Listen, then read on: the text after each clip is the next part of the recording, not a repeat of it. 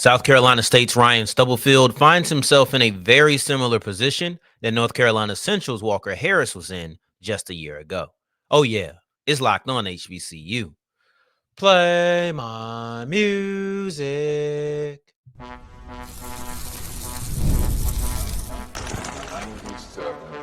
You are Locked On HBCU, your daily podcast covering HBCU sports.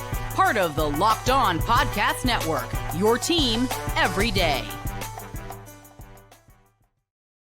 What's going on, family? Welcome back to another episode of the Locked On HBCU podcast, your number one daily one-stop shop for everything HBCU athletics, Monday through Friday, part of the Locked On Podcast Network, your team every day.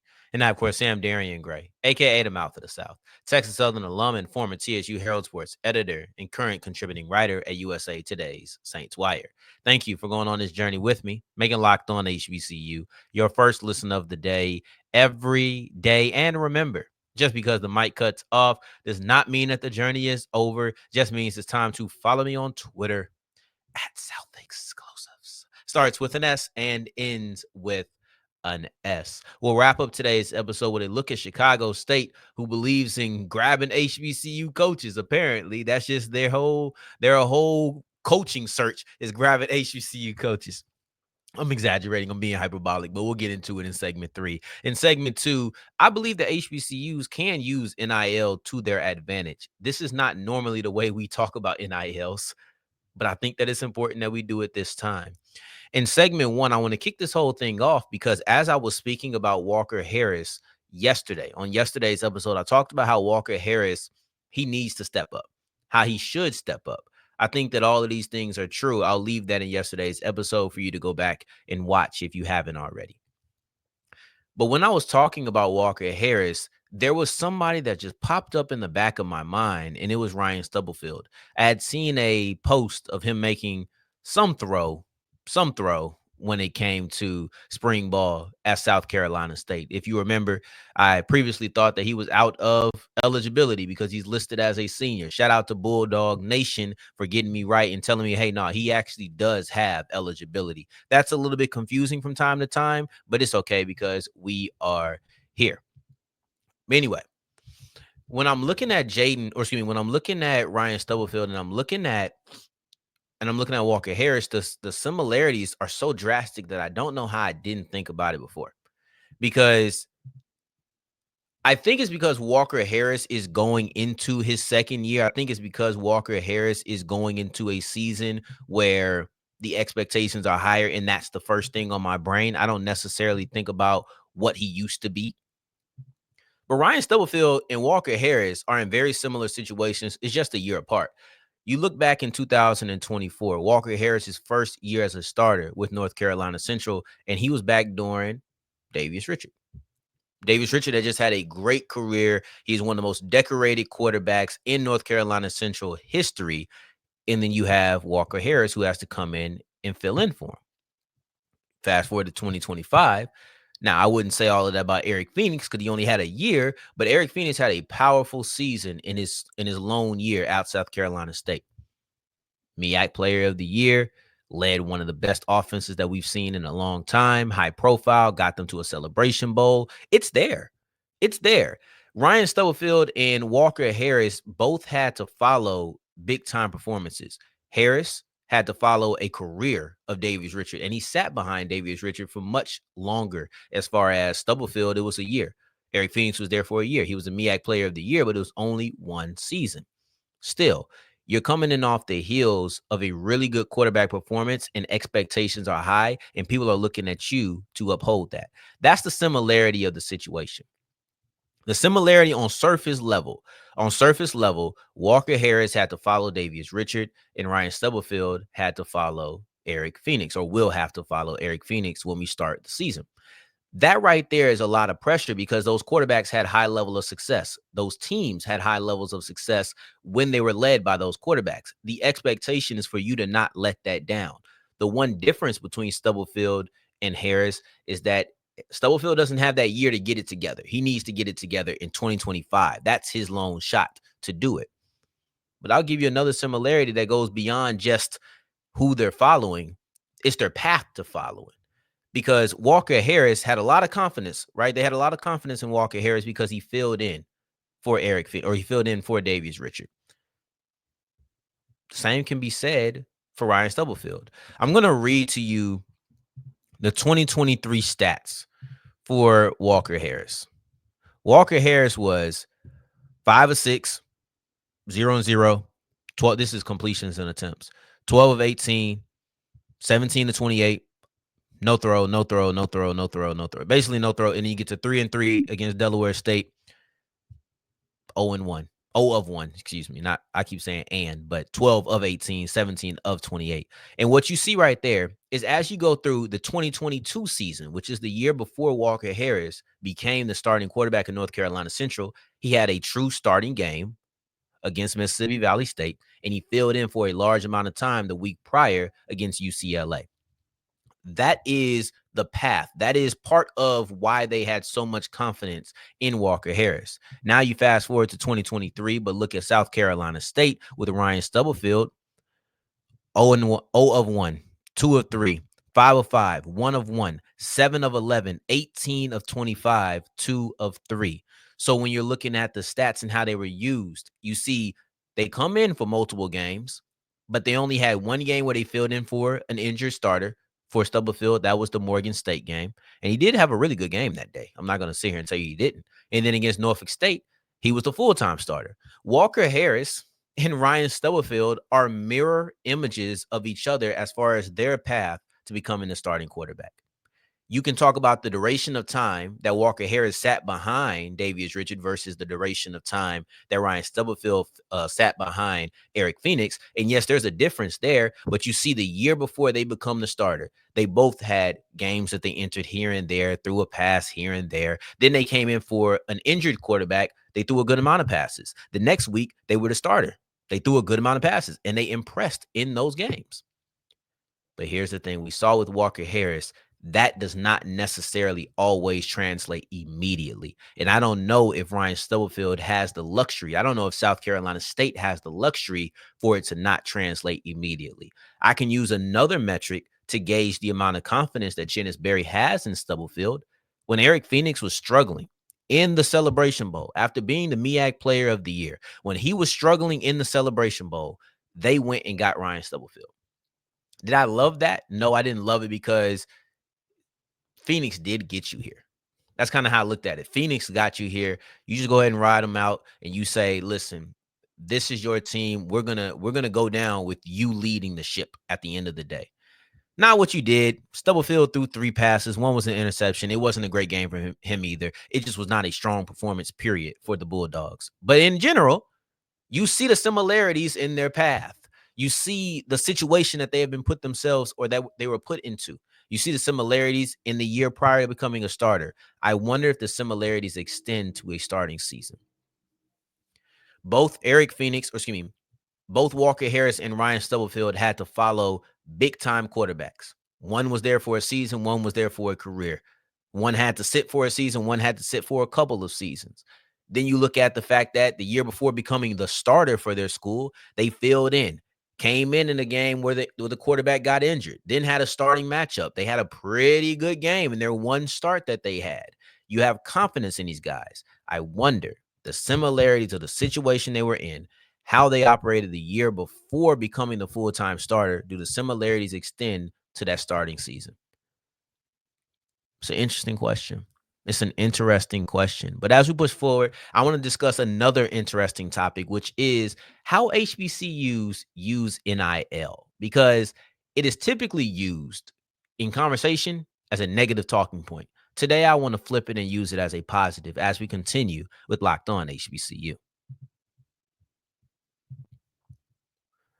Today's episode is brought to you by Supply House. Get the supplies you need from the site made for the skilled trades. Supply House. Whether you're into plumbing, HVAC, or electrical work, Supply House is the reliable way to order products online. Their easy-to-use website is packed with helpful resources and the latest product info to help you get the job done right. Plus, with a complete inventory of over 200K parts from over 400 top brands. You'll find exactly what you need delivered fast from coast to coast. You need help with an order? Supply House offers expert support and industry leading service, meaning you'll always talk to a real person. Join the Trade Master program at supplyhouse.com/TM and start ordering plumbing, HVAC, and electrical supplies with just a few clicks. Plus, use the promo code SH5 for 5% off your first order. That's supplyhouse.com. Supplyhouse.com. As we continue rolling on today's episode of Locked On HBCU, I appreciate you for making this your first listen of the day every day. For your second listen, make sure you're checking out Locked On NFL Draft because it's that time. We're going to start really diving into our draft coverage beginning this Friday with Gerald Huggins. So make sure you are on alert for that. But it's draft season, baby, and we're going to be involved. If you want to see a more national conversation, I would suggest that you go to Locked On NFL Draft. Now, as we focus on college, and I think that this conversation is going to be based on the comments of a basketball coach, but it applies in every sport. It applies in football, basketball, baseball, softball, track and field. It applies everywhere because the life of NIL has changed college sports altogether. It is a completely different sport than it used to be. I can't sit here and say I'm fully aware of the under the table deals that used to happen, the ones that you didn't want anybody to find out about, or you could get wind stripped from you. You didn't want anybody to find out about because you could lose your Heisman. Shout out Reggie Bush. I hope he gets it back. I don't think he did, but I think he's still fighting to get it back. Like when you look at these situations, this is what we used to see or used to hear about, but I feel like it's still on a different degree. I feel like it's much higher. And with NIL, it's public betting. I'll tell you what's funny is right before I recorded this, I got a notification. From my anyway. This is the tweet that it read. I'm not going to tell you I got the notification, but somebody said, or 104.5 ESPN in Baton Rouge said, it's amazing what bags full of cash can do. There's only one way LSU basketball has the #1 transfer portal class, and it ain't because the players want to come eat gumbo. And this is coming from Matt Moscona, Locked On LSU host on 104.5 Baton Rouge as well. This is him talking about this. It's amazing what bags full of cash can do. I find it so ironic that this tweet popped up right before I recorded because that's the basis of today's episode. It's amazing what bags full of cash can do, such as taking a head coach, because there was a big reason on why Donte Jackson chose to leave Grambling. This was a move that shocked everybody. How do you win a championship just a year ago? And now you sign a contract extension right after as well. You seem very comfortable. And then you leave to go to Alabama A&M. How do you make that decision? We explored the idea of a change of scenery. I thought that was very broad. I thought that it had more to do with what he said right after, which was the desire to change a program. It seems like he felt that was core to him, his purpose, core to him as far as his identity. So I thought that Donte Jackson looked at that heavily, and I do think that played a part in it. But if we're talking about the scenery, if we're in the forest, what's the trees? It's the NIL. And this quote told me right now, this is what Donte Jackson said. They're doing some things, talking about Alabama A&M. They're doing some things when it comes to the resources they have and what they're trying to build up. That's the name of the game now. Kids want to be paid, and it's not as much about the other stuff like it was. That dynamic is changing. That's not to say Grambling wasn't willing to do it. Okay. So Alabama A&M has the bag. And it's not about paying me. It's about paying them because kids want to be paid. And it's not as much about the other stuff like it was. Well, Locked On LSU host Matt Moscona, how would you say that? It's amazing what bags full of cash can do. When we talk about the NIL, I'm going to say 9 times out of 10, it's always with a -10. It's always with, and really this goes for finances in general, which I understand because there are a lot of factors at play. I don't want to dismiss that. But NIL goes into this conversation. Most times it's negative because you will compare a Grambling to LSU. You'll compare an Alabama A&M to Auburn.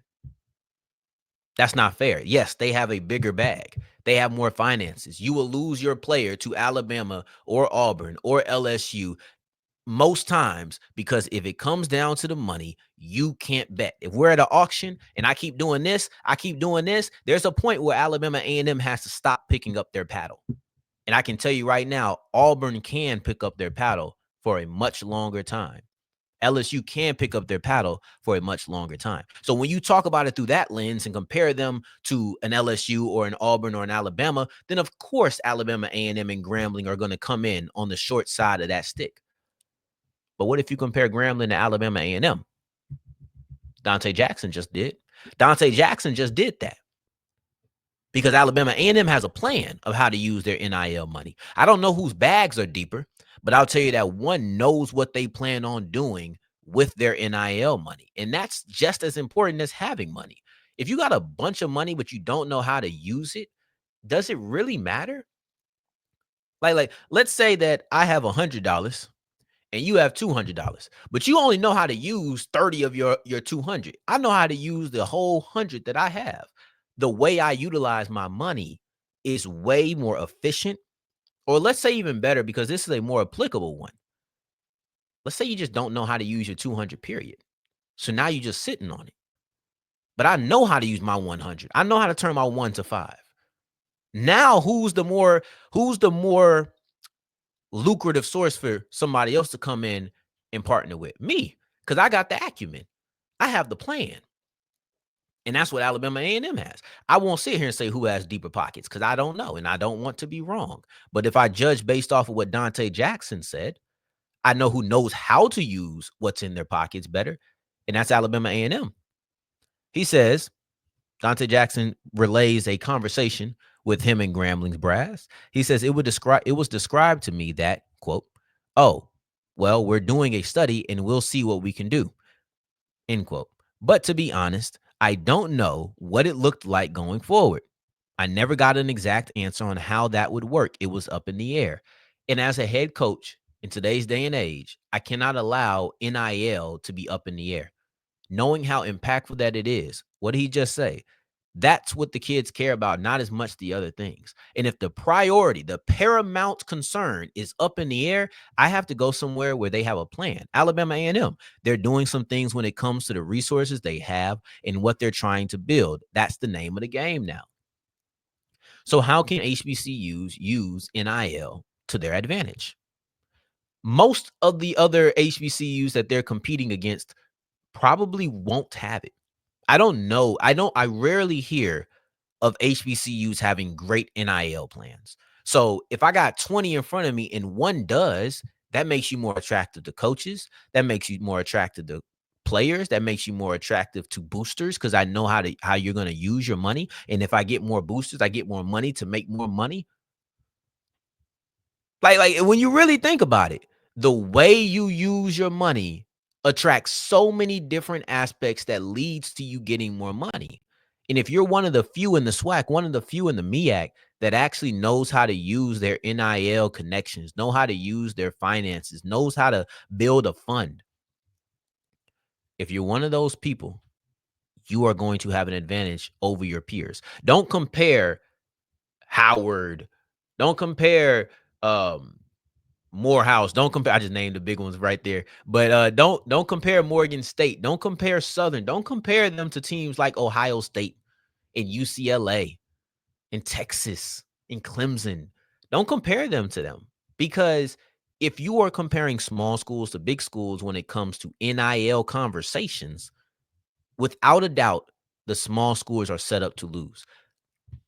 But it's not as if, and it's funny because in football specifically, HBCUs are so isolated. Remove the independents. Like take A&T, Hampton, Tennessee State, take them and put them to the side for a second because they're not as isolated. But you look at the MEAC and the SWAC, they are extremely isolated to where, yeah, we'll take the FCS playoffs, but everything we're building towards is for the Celebration Bowl. Essentially, nothing else matters. You're competing against each other only. If I'm only competing against HBCUs, I may not have a leg up on the Power 4 school, but I got a leg up on this SWAC school. I got a leg up on this MEAC school. And in the way we compete, I could argue that's actually even more valuable. I will never, I can't go band for band. Like, that's the thing. If I am an HBCU, I can't go band for band with these Power 4 schools. And understanding that you are going to lose talent when it comes to being a bidding war. But what if I got to have a bidding war with somebody who's within my conference? The team that's better equipped to use their funds is going to be able to win that war. And that's important. We only focus on the negative. If 9 times out of 10 we focus on NILs from a negative 10, allow me to be the 1 out of 10. Because there are players who are in our range, who we are competing. Texas Southern might be competing with Prairie View. And listen, what happens on the field may be important, but that money is even more important. TSU might be in competition with Southern. If Southern has the deeper pockets, they might be able to get that guy. They might be able to get that girl. If NIL can lead to Donte Jackson leaving Grambling, where he just won a championship a year ago for Alabama A&M because they have a better NIL plan, and he understands that that's the name of the game. That's the most important paramount concern when it comes to recruiting. If a coach can be taken through NIL, I can guarantee you a quarterback can, a point guard can, a pitcher can, a player of the year, regardless of the sport, can. Don't just look at NIL with small school versus big school and the big fish eating the small fish. What about when the 2 small schools are competing for the same prospect? That's where HBCUs can win when it comes to NIL. Now, as you push forward, Chicago State certainly likes HBCUs. They're a predominantly Black institution. So they say, we're going to go get 2 HBCU coaches too. Close enough. Let's continue doing this as we continue rolling on today's episode of Locked on HBCU.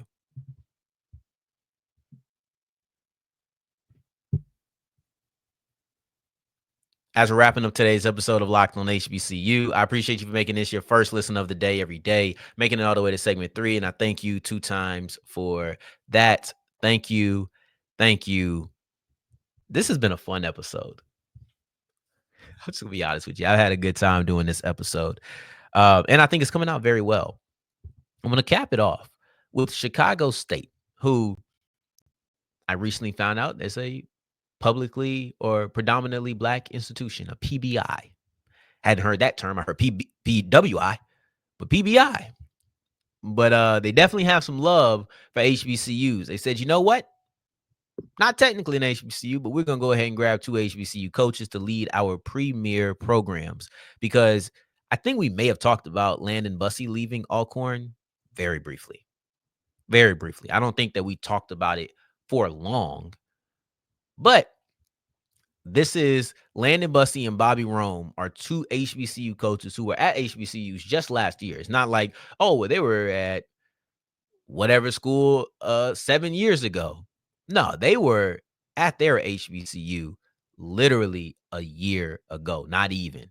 When you're looking at Bussie, his season just ended about a month ago. But I want to look at both of these coaches because for Bussie, I always felt like Alcorn was a threat. And I understand that there are critical faults that you can point at during the Bussie era. But at the same time, I always felt like they were a threat to be one of the better teams in the conference. And if you can say that about a coach, there is value in it. That doesn't devalue the critiques of tournament success. You got a few one and dones in there. The last 3 years, they've been one and done. In one of those years, they were the number 1 seed. So you aren't happy about that. But understanding that you can be the number 1 seed, that ain't easy either. That is not easy. And it's one of those situations where you could do worse. I hate a you could do worse situation because I could probably do better too. And you're choosing to look at it through a pessimistic lens. But in this situation, I don't think that you were going to move on from Bussie. So I wouldn't sit back and be like, oh, I'm relieved he's gone. At least I don't have to worry about going out in the first round. You could have to worry about not making it to the first round. I think that he has shown himself to be a quality head coach.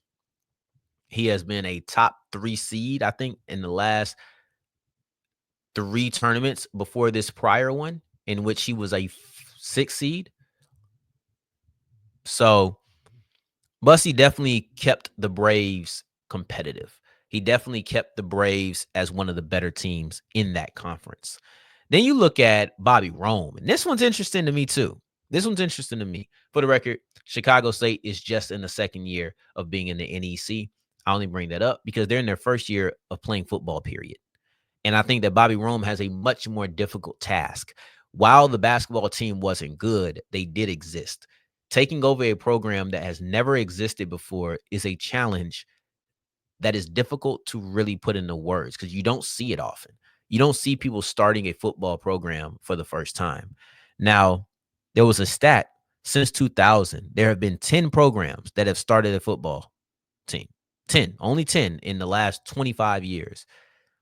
Only 2 are within the FCS, with the other playing FBS. But let's look at where they typically are. Texas, Georgia, or Florida make up 7 of those 10 programs. And those are some of the biggest hotbeds of football in the country.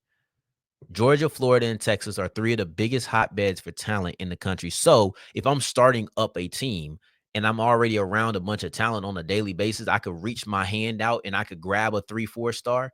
Like I could just do that easily and I could probably get a gaggle of them. Yeah, I think it's a little bit different than being in Chicago, where I don't know what the scene is like, but I do know that it's not as, I don't believe that the reputation, at least the reputation that precedes it, is not as looming as Texas, Georgia, or Florida. Those are on a different degree. Chicago may be good. Those are like S tier. Those are the ones we look up and we say, wow. And I know because I think Louisiana is on that level. California is probably on that level, right? Like, I'll leave it at that. But like there's other smaller states that will probably feel like they're on that level. I don't know what Illinois is like. I don't. I should have called my friend and said, "Hey, what's Chicago football like?" Oh well.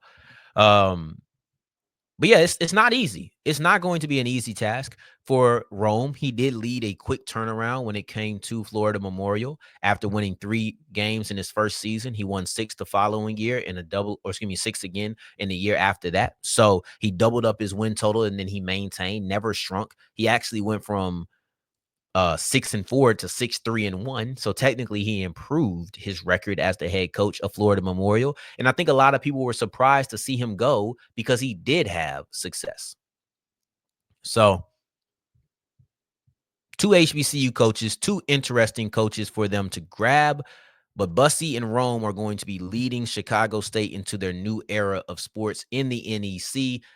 Second year in that conference for basketball, first year of existence for football.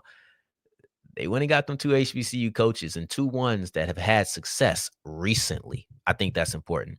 And we'll be back with another episode tomorrow. We may try to do something creative again, kind of how Stubblefield versus Harris and the similarities between their situation wasn't really a news story, but I think that we may try to do things like that moving forward. Of course, we're going to have draft coverage, but that'll be Friday with Gerald Huggins. So make sure you guys are staying tuned throughout the rest of the week. In the meantime, in between time, until the next time that we hear each other, family, take care, stay blessed. Peace.